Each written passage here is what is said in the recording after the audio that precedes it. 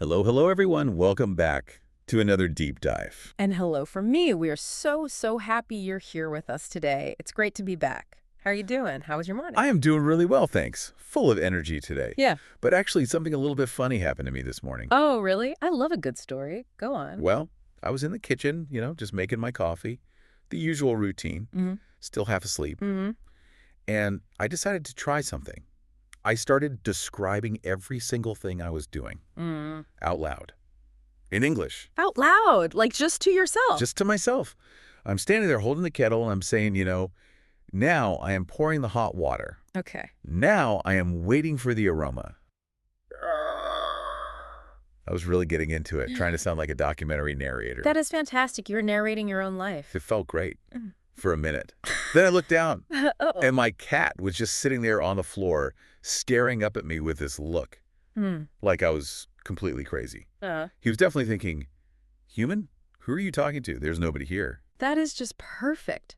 You might have confused your cat, but you were actually doing something brilliant. You think so? Absolutely. You were naturally practicing our topic for today without even realizing it. Exactly. That's what hit me. I realized that, speaking doesn't always need an audience. Yes. So today we are going on a deep dive into exactly that. We're talking all about how to speak English alone at home. This is such an important topic. The big idea here, the main hook, is that you do not need a partner to improve. You can make huge progress, right from your own living room. Right. And I think that gets at a huge problem for so many learners. It really does. I see it all the time with my students. They feel stuck. They say, I can read, I can listen, but I can't speak because I have no one to talk to. Yeah, it's that classic problem. You feel like you need a partner to practice conversation. Yeah. But we found this great idea in our research, a metaphor that I just love. It's called the secret gym. Oh, I love this concept. It completely changes your mindset. Let's unpack that. The secret gym.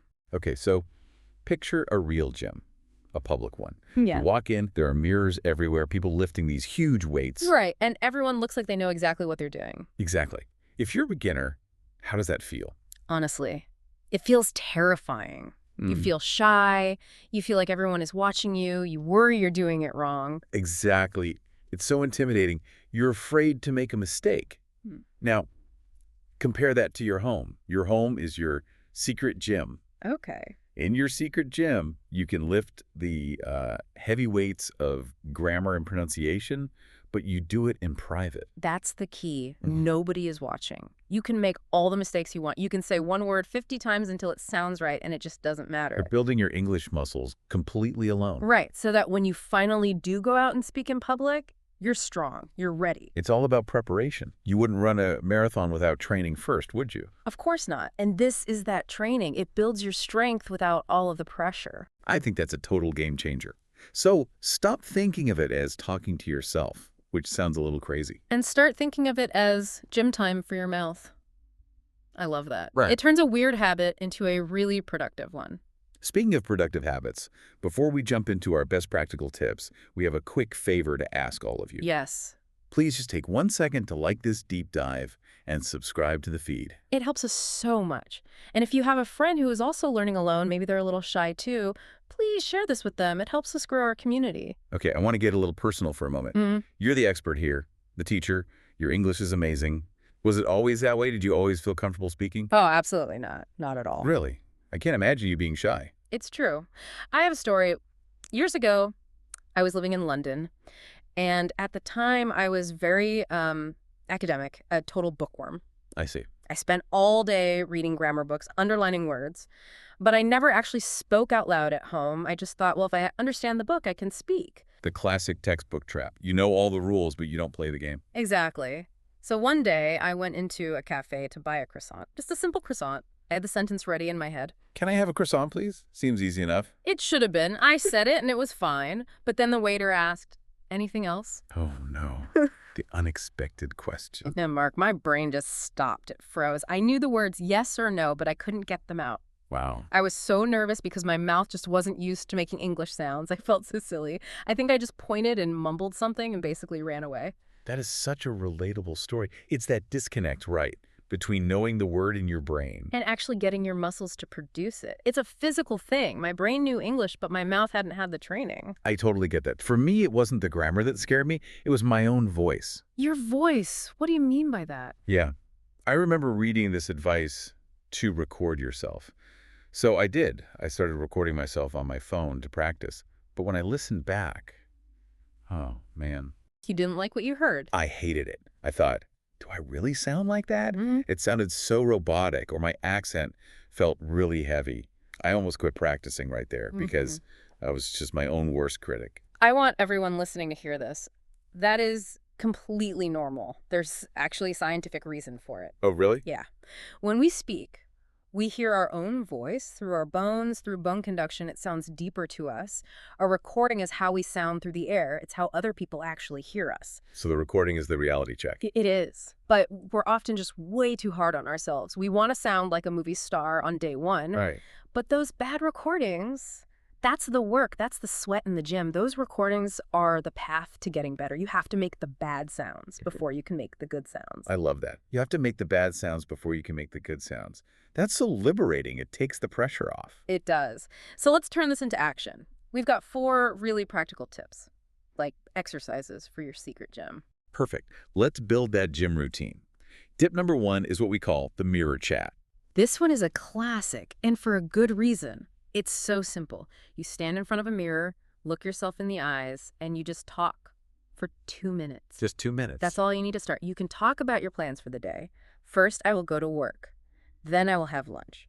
But what's the specific benefit of the mirror? Why not just talk to the wall? The mirror gives you visual feedback. You can actually see how your mouth moves when you speak. Oh, okay. English sounds need specific mouth shapes. Like the TH sound, your tongue has to come out just a little bit. Right.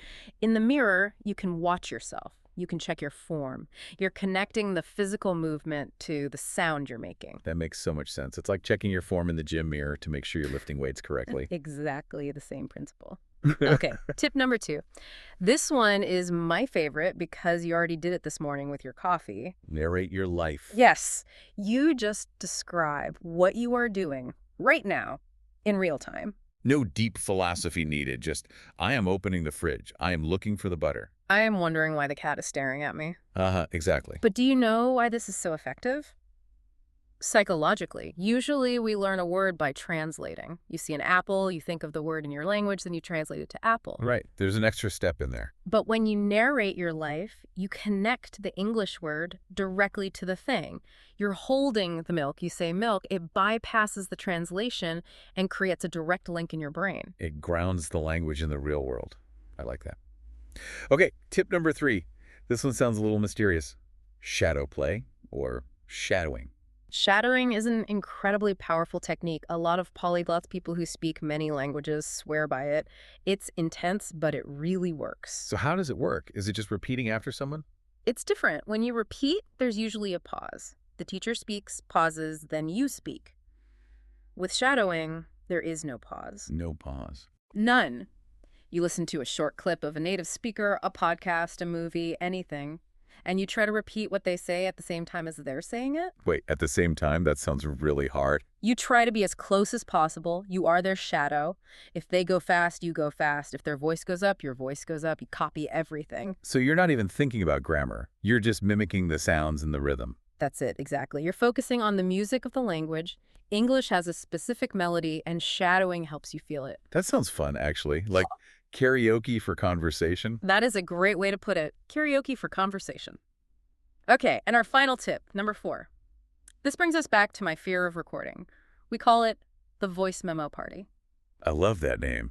It takes the fear right out of it, makes it sound like a celebration. So here's the plan.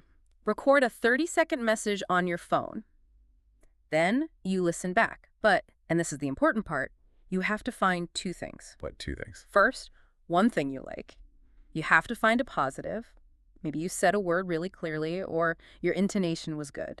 That's so important for confidence. We always just look for our mistakes. Exactly. And second, find one thing you want to change. Just one. Maybe you forgot an "es" at the end of a word. Okay, so one positive, one thing to improve. Then what? Then you do it again, record it one more time, trying to fix just that one thing. It's a party for your progress because you're celebrating the small improvements. It turns your inner critic into a coach. Exactly. So those are our 4 big tips: mirror chat, narrate your life, shadow play, and the voice memo party. Those are powerful tools. Now, before we wrap up, I think we should go over some of the vocabulary we used today, just to make sure everything is crystal clear. Good idea. Let's do a quick word tour. First up is out loud. We said this one a lot. Speak out loud. Right. It means speaking so people can actually hear you, not just saying words in your head. It involves your voice. An example would be, read the book out loud to practice. Got it. Make some noise. Yeah. Next up, superpower. A superpower is a special ability that makes you really good at something. It doesn't have to be flying. In learning, it's a skill that gives you a big advantage. For instance, consistency is your superpower in learning English. I like that. Okay, next we have shadowing.